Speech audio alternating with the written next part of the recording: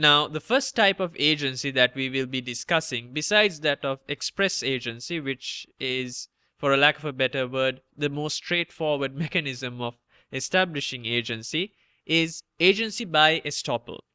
This is where the principal makes a representation or statement to a third party and to an agent.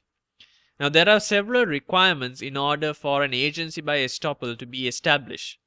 Firstly, there must have been some sort of representation made by the principal, either by words or actions. Now, this is to indicate to a third party that a certain other party is the agent of the principal. Now, based on this representation, the third party must rely on it.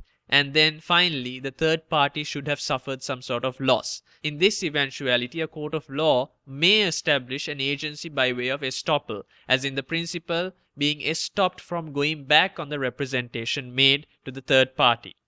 Now, it must be noted that there are several requirements besides this. Firstly, the representation must be made from the principal himself for the principal to be liable. If the representation, or in this case the misrepresentation, is made by the agent on false information, the principal cannot be held responsible. Now, note that I mentioned earlier in relation to the representation, it needs to be by word or action. Now, the converse can also be said here. Silence and inaction cannot amount to a representation. Interestingly, however, in Spiro and Linton, the contrary occurred.